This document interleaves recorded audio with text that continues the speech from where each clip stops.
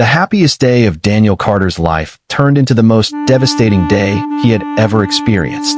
As he stood in the hospital room holding his newborn daughter for the very first time, tears filled his eyes. After 6 years of marriage and 2 painful miscarriages, he finally had the family he had always dreamed of. His wife, Emily, smiled weakly from the hospital bed. "She's perfect," Daniel whispered.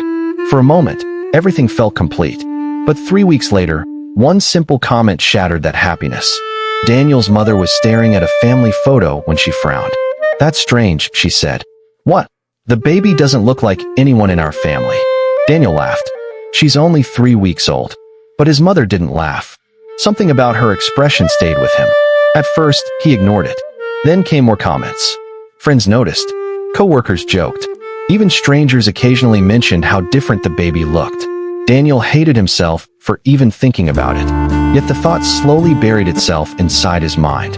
One night, unable to sleep, he searched online. The results made his stomach tighten. Some articles mentioned genetic differences. Others discussed paternity surprises. He immediately closed the browser. He trusted Emily. At least, he thought he did. Then something happened that he couldn't explain. While cleaning their home office, Daniel found an old phone hidden in a drawer. It belonged to Emily, a phone he had never seen before. His hands started shaking, and when he powered it on, a single unread message appeared on the screen. A message from a man named Jason. The date was only months before their daughter was born. Daniel stared at the words. Then his entire world began falling apart.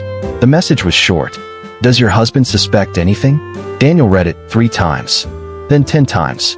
His heart pounded so hard he thought he might collapse. Maybe there was an explanation.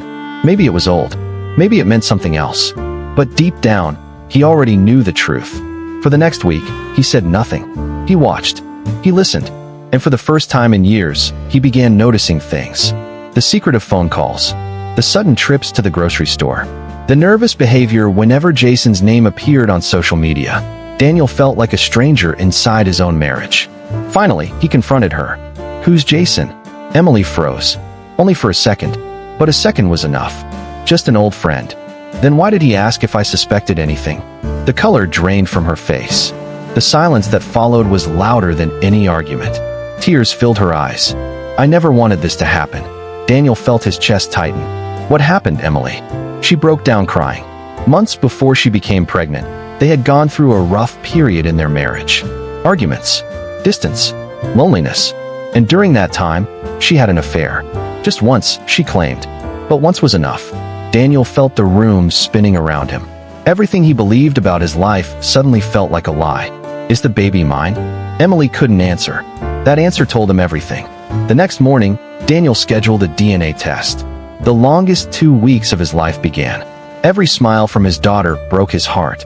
Every laugh felt painful, because he loved her more than anything. But what if she wasn't his? And what would happen if the test proved it? The results arrived on a rainy Thursday afternoon. Daniel sat alone in his car staring at the envelope. His hands trembled. His breathing felt shallow. Finally, he opened it. One sentence changed everything.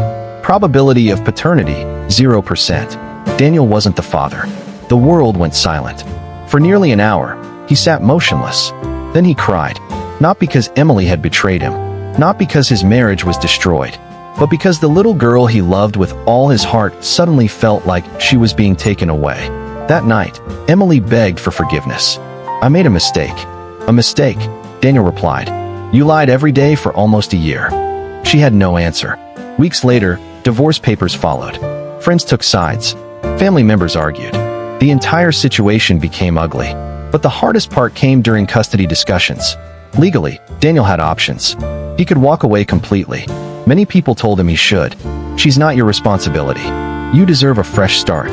Don't waste your life." But every time he looked at that little girl, he saw the child he had rocked to sleep. The child whose first smile he witnessed. The child who reached for him whenever she cried. Biology said she wasn't his. His heart disagreed. Then another twist arrived. Jason suddenly appeared, and he wanted to be part of the child's life. For the first time, Daniel met the man who had destroyed his family. And the confrontation was nothing like anyone expected. Jason arrived confident, almost arrogant. He believed biology automatically made him a father. But reality looked very different. The little girl cried whenever he held her. She reached for Daniel instead. Every single time.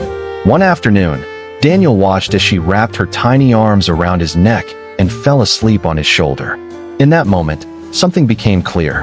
Fatherhood wasn't created by DNA. It was created by sacrifice, by sleepless nights, by love, by showing up every day. Months later, the court finalized everything. Emily lost the marriage she once took for granted.